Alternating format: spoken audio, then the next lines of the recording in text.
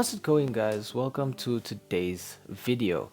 For this one, the action in the Champions League this week takes us to Old Trafford for the clash taking place on the 12th of December between Manchester United and Bayern Munich. The last time these two sides went head to head was on the 20th of September in matchday 1 of this year's Champions League group stage.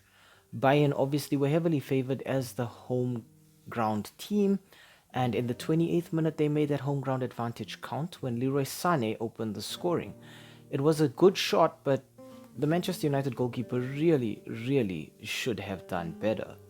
Things looked even better for the Bavarian Giants when in the 32nd minute Jamal Musiala was able to drift into Manchester United's box and cut the ball back to Serge Gnabry, who finished very well. Manchester United tried to rally themselves at half-time, and in the 49th minute they kind of found their hope rewarded when Rasmus Højlund managed to open his account for the Red Devils. Again, it is not a good goal, but it is a functional goal, the ball kind of being forced over the net.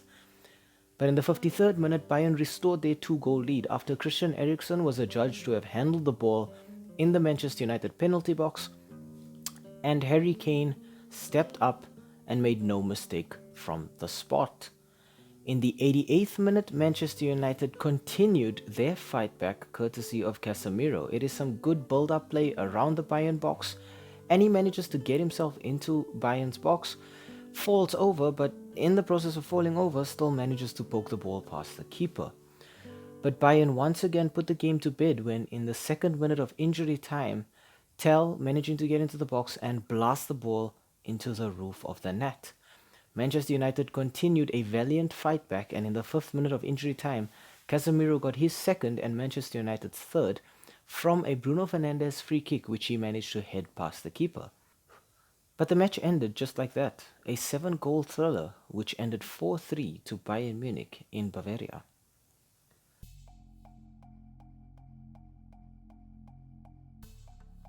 We start off our team analysis with Manchester United. It has been 2 wins, 2 losses and a single draw in the last 5 for the Red Devils, their last match being a 3-0 loss at home against Bournemouth, which was just super disappointing and kind of highlighted just how uninspired Manchester United can look at times. The first player I think we got to highlight for this match has got to be Scott McTominay, who is currently enjoying some decent form for the Red Devils.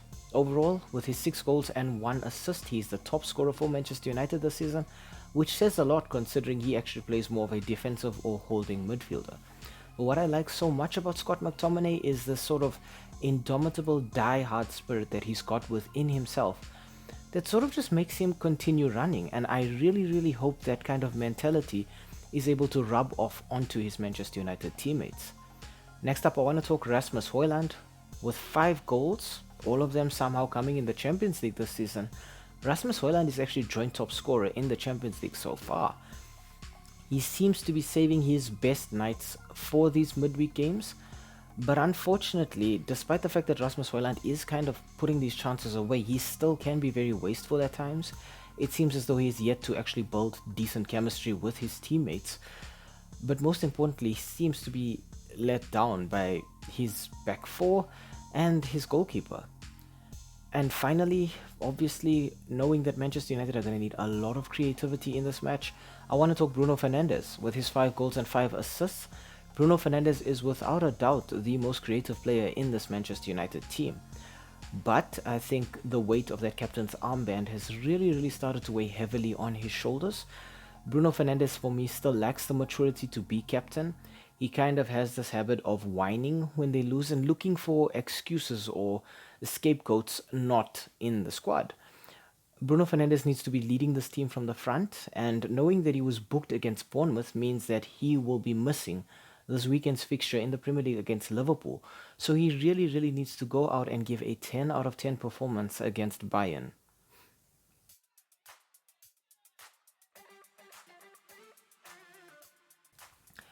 Speaking of Bayern, the last 5 matches for the Bavarian Giants have ended in 3 wins, 1 loss and 1 draw.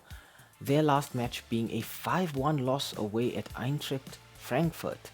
It kind of puts a bit of a dent in Bayern's Bundesliga charge right now and sees them 3 points behind Bayer Leverkusen, who have the opportunity to make it 6 points ahead of Bayern. A player I gotta highlight for Bayern has been the man getting all the goals for them, Harry Kane. 22 goals and 7 assists so far for the Englishman.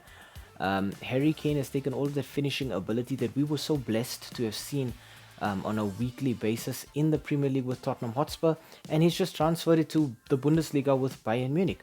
Bayern are so lucky to have a player like this. They've been missing this since the departure of Robert Lewandowski, and now with Harry Kane, they know that they have a reliable goal scorer.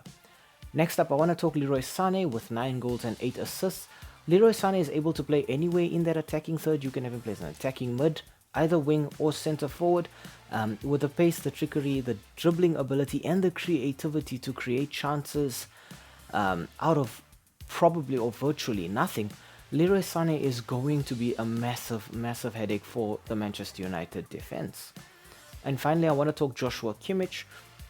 Kimmich, like Leroy Sané, can play in a variety of positions. You can have him play center mid, holding mid, center back, or right back. But I think what Kimmich really brings to this team is solidity coupled with creativity. He has a single goal and 5 assists so far for Bayern.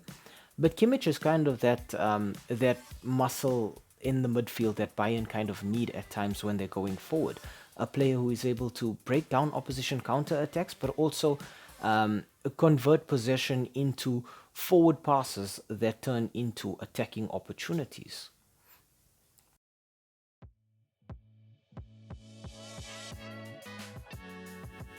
Okay, next up we look at the head-to-head and the S3M2 Verdict.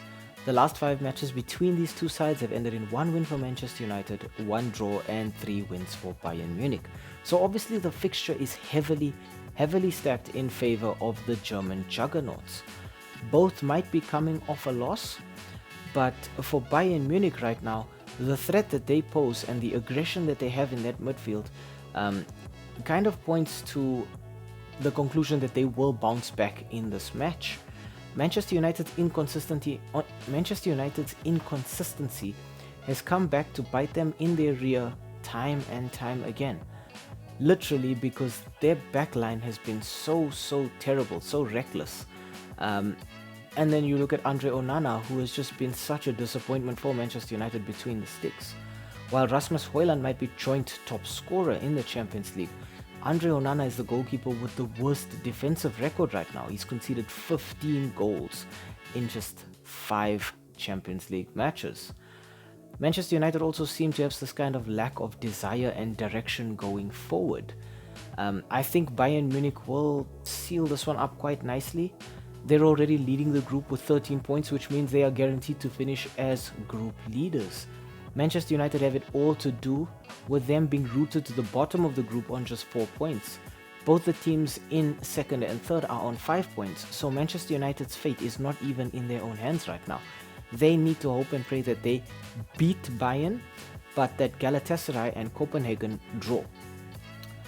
When you look at this Manchester United team, it really does seem like they're not willing to run for each other, or rather not willing to play for each other. There have been complaints that Erik ten Hag is making them do an extra bit of running and working on their fitness.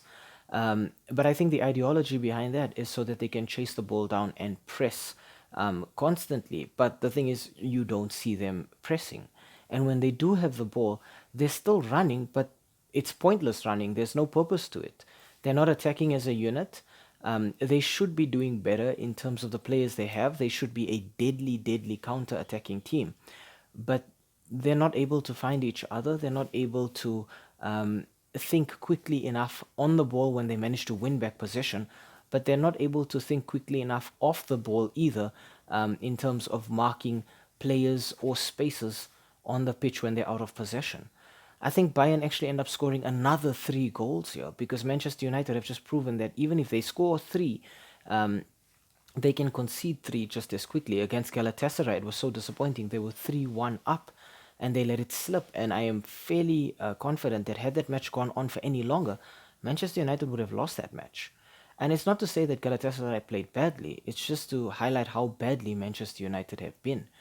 Against a team like Bayern Munich, they will be punished very severely.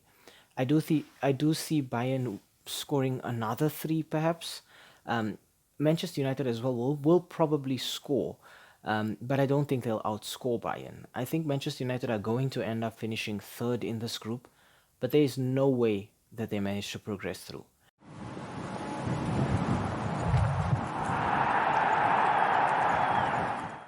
Hi, thank you for making it to the end of this video. We really appreciate the watch time, and the fact that you took some time out of your day to spend it with us talking about the sport that we all love. If you enjoyed the content, why not, drop a like down below or comment in the comment section. Maybe even consider subscribing to the channel. And I mean, while you are here right now, have a look at some of our old videos too.